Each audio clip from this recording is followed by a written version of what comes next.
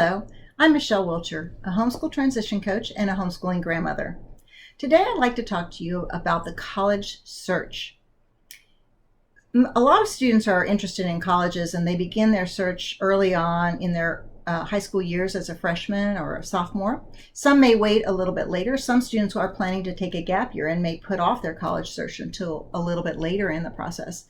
Whenever you begin that college search, I have some tips that I like to give families for how to walk through that process to help you narrow down the choices and to begin to investigate more thoroughly what college might be a good fit for your student. What I like to tell families right off the bat is the first thing I recommend is that students go on college websites and begin to do a little research into any college that they might think is interesting with any major that they might think is interesting. The colleges will often have on their websites all kinds of informational pages that can help students figure out what they may or may not like about certain institutions. One of the main things a student needs to figure out is whether or not they want a more liberal arts-oriented education or more of a university type approach. And there are some differences between those types of schools.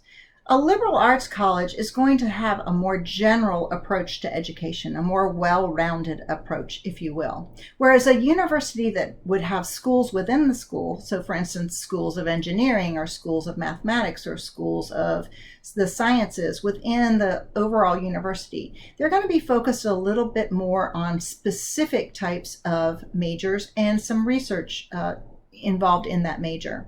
So, for instance, at a liberal arts college, you may be able to major in biology or chemistry or engineering even, perhaps. But if you go to a large university where they have a school of engineering, you may be able to major in things like electrical engineering or mechanical engineering or chemical engineering.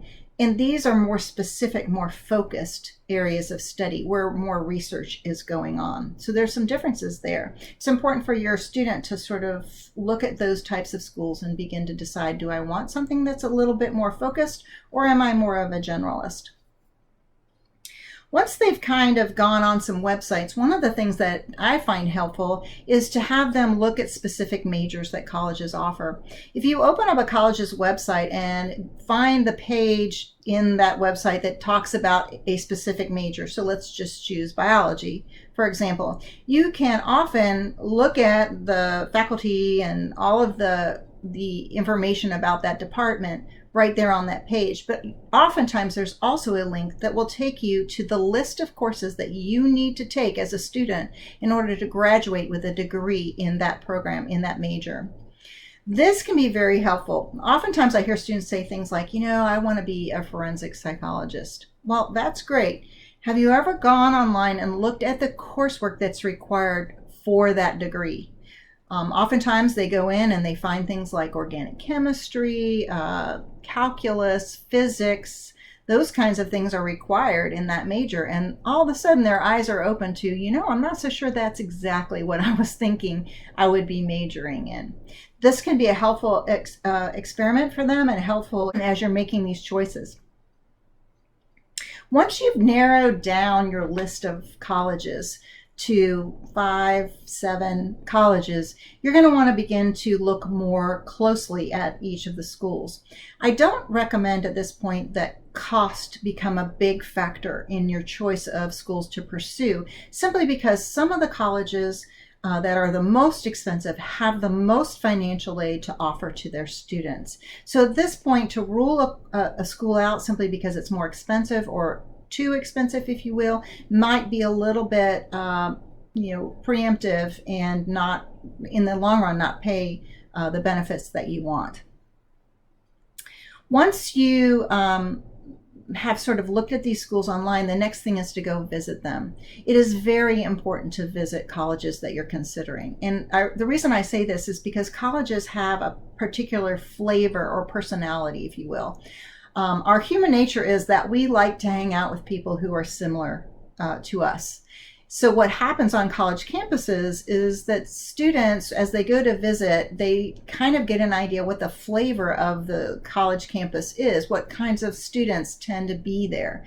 And they determine whether or not they fit or they feel comfortable with those types of students. It may be things like the way they dress, the way they talk, their religious affiliation. All kinds of things can attract students, but we do tend to like to be around people who are similar to us. So colleges begin to sort of get a certain personality, a certain student type. Not everybody's not all the same, obviously, but there's certain flavors that tend to be there. So it's important for your student to spend some time with the student body, with the faculty on that campus, figuring out, do I feel at home here?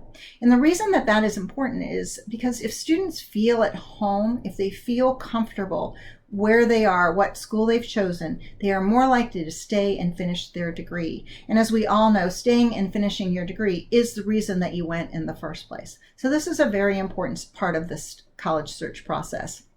I often recommend that families go to open houses simply because when a college puts on an open house, they pull out all the stops. They get all the faculty they can, they get all of the student service personnel they can, all the career service personnel they can. If it's a religious institution, they'll bring out the chaplain, they'll have all the student organizations represented, you'll be able to talk to different people.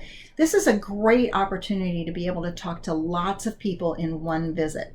When you make an appointment for a more personal visit, say you're just driving through and you're going to take a tour, maybe you're even going to spend the night in the dorms, that's not a bad thing. You can often learn a lot that way. You may be able to meet with faculty, but you're not going to be able to meet with as many people at the same time. I think that's important to be able to ask questions of as many people as you might want to, all in one sitting if possible. If not, maybe you need to go visit a college more than once to get all of your questions answered. And that is certainly wise if you're seriously considering it and you're not sure. The last thing that you want to consider as you're looking at all of these colleges is the financial aspect of it. And I'm going to go into finances in more detail in another video. But one of the things that I want you to realize is that it's important to begin talking to your student about finances in the early parts of narrowing things down. You don't want to rule schools out because of finances, but you want to begin to talk to your student about where the money is going to come from. And there are lots of ways for students to pay for college. You may have saved up money for college. It's important that they know how much money have you saved up for them? How much money is there for them to go? How much are you expecting them to contribute from summer earnings or working while they're in school? How much are you willing for them to borrow if they need to borrow money to go to school? School is an investment, but there's a limit to the value of that investment if you also have to go into a great deal of debt to get that education. How much financial aid, how much scholarships do you expect them to be able to receive? Some of these questions, this discussion of this information can be important as you begin to start to narrow down colleges. Again, don't make that decision based on finances at first, but just acknowledge that finances in the end may become a deciding factor for your student. I hope that this video has been helpful. If you liked it, please subscribe. I also have a website, www.homeschooltransitioncoach.com, where I have lots of resources, and I also do personal coaching. You can join me there if you like, and I thank you for your time today.